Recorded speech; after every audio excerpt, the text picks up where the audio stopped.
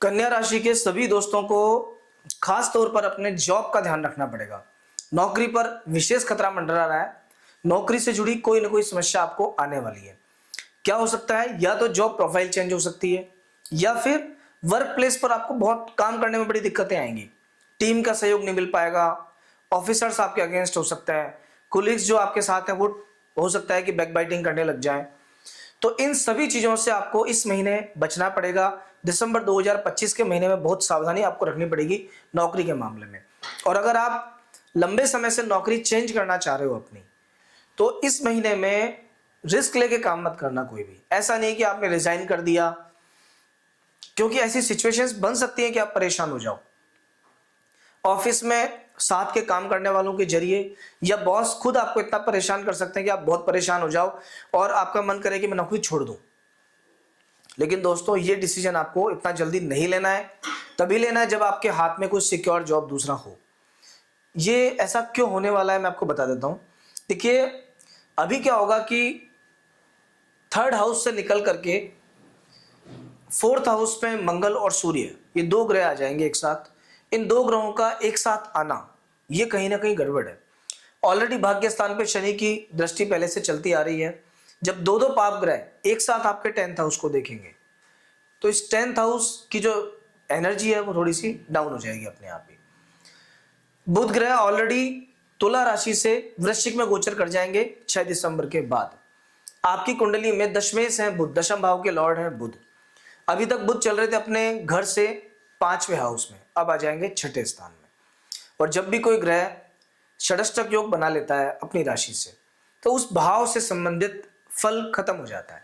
उस भाव से संबंधित फल थोड़े से डिस्टर्ब हो जाते हैं। ऊपर से दो दो पाप ग्रह, मंगल भी और सूर्य भी, और इन दोनों ही ग्रहों को चतुर्थ भाव में विशेष खराब माना गया है। इसलिए जो पूरी दिक्कत आ रही है वो आपके जॉब पे आ रही है, पिता के स्वास्थ्य पे आ रही है, मान सम्मान पे आ रही है। ध्यान रखना, किसी चीज को लेके कोई एलिगेशन या कोई नाम आपका नहीं लगाया जाए, वरना बिना कुछ किए लोग आपके खिलाफ हो सकते हैं। जिस काम से आपको मान सम्मान मिलना चाहिए था, पता चलेगा उसी काम से आपको अपयश मिलने जा रहा है। अगर आप चाहते हैं ऐसा नहीं हो और दिक्कत नहीं आए, तो एक बहुत सिंपल सा उपाय आपको करना है। दो काम करने हैं। पहला तो प्रतिदिन सुबह जल्दी उठ के उगते सूर्य के दर्शन करना। लेकिन कई बार क्या होता है कि नाइट शिफ्ट वगैरह की वजह से पॉसिबल नहीं होता कि हम सुबह जल्दी उठ पाए या जल चढ़ा पाए। तो उस केस में आदित्य हृदय स्तोत्र की पुस्तक आप बाजार से ले आना, और शाम को संध्या होने के पहले, सूर्य के अस्त होने के पहले कभी भी एक पाठ उसका कर लेना पूरे मन से। बस इससे क्या होगा कि सूर्य की एनर्जी बहुत हाई हो जाएगी। सूर्य की जो वेव्स या रेज या उसकी जो ऊर्जा आपको मिलनी चाहिए, वो ऊर्जा प्रॉपर तरीके से मिलेगी। सूर्यदेव मान सम्मान के कारक हैं, आपका मान सम्मान कभी बिगड़ने नहीं देंगे। यह है पहला उपाय। दूसरा उपाय क्या करना है, जितने भी मंगलवार और सूर्य और रविवार आते हैं, इन मंगलवार और रविवार के दिन किसी एक व्यक्ति को भोजन दान करना शुरू कर दो। भोजन दान नहीं होता है तो कम से कम 5 मुट्ठी अनाज पक्षियों को डालना शुरू कर दो इन 2 दिनों के अंदर। जब अन्न का दान करोगे इन 2 दिनों में करोगे, लेकिन जो अन्न करोगे वो काला अन्न नहीं होना चाहिए, ना तिल होना चाहिए, ना उड़द होनी चाहिए, ना ऐसी कोई अन्य चीज। बाकी इसके अलावा सफेद चावल हो सकते हैं, गेहूं हो सकता है, ज्वार हो सकता है, बाजरा हो सकता है, कुछ भी हो सकता है। आगे बढ़ते हैं और क्या क्या इस महीने में फल मिलेंगे। लेकिन उसके पहले अगर आपने हमारे चैनल को अभी तक सब्सक्राइब नहीं किया है तो प्लीज आप एक बार कर लीजिए। देखिए दोस्तों, इस महीने में चतुर्थ भाव में अग्नि तत्व प्रधान 2 ग्रह एक साथ बैठेंगे, मंगल भी और सूर्य भी। शुक्र का भी गोचर अभी आएगा, क्योंकि शुक्र भी 20 तारीख को राशि चेंज कर लेंगे और वृश्चिक राशि से निकल करके धनु राशि में आ जाएंगे। भाग्य स्थान से शुक्र का षष्टक योग बनेगा। चौथा घर जो होता है, चतुर्थ भाव जो होता है जन्म पत्रिका में, ये हार्ट का होता है, ये मदर का होता है। यहाँ पे सूर्य के आने से हार्ट डिजीज होती है, हार्ट रेट अनबैलेंस हो जाती है, बीपी बढ़ जाता है, कोलेस्ट्रॉल बढ़ सकता है। तो ऐसी सभी परेशानियों से थोड़ा सा बच के रहना। और अगर ये परेशानियां आपको पहले हो चुकी हैं या आपको ऐसा अंदेशा है कि कहीं हो सकती हैं, तो स्पेशली आप अभी ध्यान रखना, वरना ऐसी कोई ना कोई चीज सामने आ जाएगी। पेन हो सकता है हार्ट में, कुछ और हो सकता है। तो थोड़ा सा स्वास्थ्य पे फोकस कीजिएगा, ध्यान रखिएगा। माता के स्वास्थ्य का ध्यान रखना, माता से विचारों का ध्यान रखना।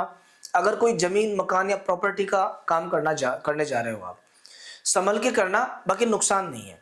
नुकसान इसलिए नहीं है कि चतुर्थ भाव भूमि भवन का है और मंगल भूमि पुत्र है। जब मंगल खुद अपनी माता के भाव में आ जाते हैं तो जमीन मकान का सुख देते हैं। अगर आप एक रियल एस्टेट के व्यापारी हैं तो ये देख लेना 7 दिसंबर के बाद आपको स्पेशली फायदा होगा। हालांकि अभी स्वराशि के मंगल में भी रियल एस्टेट ठीक चलेगा, बट स्पेशली जब मैं आपकी बात करूंगा तो 7 दिसंबर के बाद आपको थोड़ा सा ज्यादा बेनिफिट होगा। हाँ, स्वास्थ्य पर नेगेटिव इंपैक्ट है, उससे आपको बच के चलना पड़ेगा।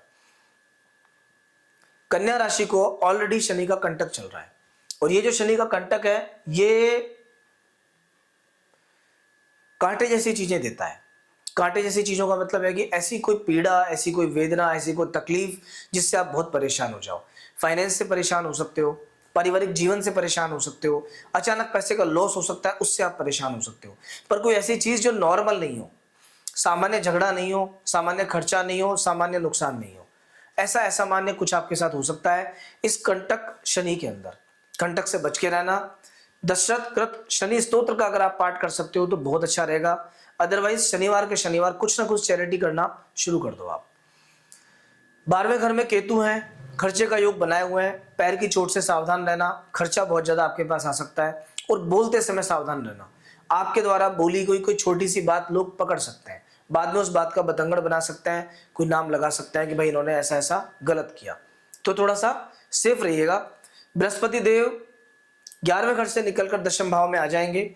दशम भाव में बृहस्पति मान सम्मान देने वाले होते हैं, जमीन मकान का सुख देने वाले होते हैं और पिता के लिए विशेष अच्छे होते हैं। आपके जो पिताजी हैं उनका सम्मान बढ़ सकता है, अभी उनके लिए बढ़िया है। हालांकि प्रॉफिट को कम करते हैं क्योंकि 11वें घर में बृहस्पति लाभ देते हैं और उच्च राशि में थे तो विशेष लाभ दे रहे थे। अभी सम्मान ज्यादा बढ़ेगा लेकिन लाभ थोड़ा सा कम हो जाएगा। ओवरऑल ये महीना कई प्रकार से आपके लिए अच्छा है। स्वास्थ्य के दृष्टिकोण से खराब है, जॉब के दृष्टिकोण से खराब है। दोनों ही मामलों में आपको खास ध्यान रखना पड़ेगा। दोस्तों, इस महीने में कुछ विशेष दिन ऐसे हैं जब आपके लिए सेफ्टी रखना बहुत जरूरी है। कौन कौन से दिन है? 2 तारीख, 3 तारीख, 10 तारीख, 11 तारीख, 20, 21, 29 और 30। ये जो डेट्स मैंने आपको बताई हैं, इन सभी डेट्स में चंद्रमा के कमजोर होने से आपकी मनोशक्ति कमजोर हो जाएगी, मन में बेचैनी और स्ट्रेस रहेगा, कॉन्फिडेंस लेवल थोड़ा सा डाउन रहेगा और डिसीजन आपका इफेक्ट हो सकता है। आप करने कुछ जा रहे हो, कर कुछ और दें, इसलिए सावधानी के साथ रहना। जिन लोगों को स्पेशली कोई स्ट्रेस या एंजाइटी रहती है उन लोगों को खास तौर पर ध्यान रखना है इन डेट्स के अंदर, वरना इन दिनों में मेंटली आप डिस्टर्ब फील करेंगे। एक और बात, 19 तारीख का जो दिन है उस दिन भी अमावस्या है, तो जहां तक हो सके भले ही दिन अच्छा हो पर 19 को भी कोई काम आपके लिए करना ठीक नहीं है। तो ये ध्यान रखेंगे तो आप अगले महीने आप खुद देख लीजिएगा ये डेट्स कहीं ना कहीं किसी न किसी रूप में आपकी खराब जाएंगी, तो सावधानी बरतना ही आपके लिए जरूरी है। दोस्तों, जैसे आप अभी ये वार्षिक राशिफल देख रहे हैं, ठीक इसी तरह से हमारे यहाँ साप्ताहिक राशिफल, मासिक राशिफल, ग्रहों का ट्रांजिट जो भी होता है, गोचर परिवर्तन, इस सब पे भी वीडियो बनाया जाता है। शनि की 7.5 ढैया किस किस को स्टार्ट है, बृहस्पति कैसे होगा, या मंगल सूर्य का परिवर्तन आपके जीवन में क्या चेंज लेके आएगा, क्या सावधानी रखनी है। अगर आप प्रॉपरली इन चीजों को फॉलो करते हो तो कहीं ना कहीं आपके लाइफ में क्वालिटी ऑफ लाइफ बढ़ेगा, परेशानियां थोड़ी सी कम होंगी और जो परेशानी कोई मेजर हमें दिखेगी समय समय पर हमें उसका उपाय भी बताते हैं। तो अगर आप जुड़े रहना चाहते हैं, पूर्णतः निःशुल्क है, इसके लिए आपको इस चैनल को भी फॉलो करना पड़ेगा और वीडियोस आप देख सकते हैं। अगले सप्ताह फिर मिलेंगे नए वीडियोस के साथ में नए तरीके से, तब तक जय श्री राम।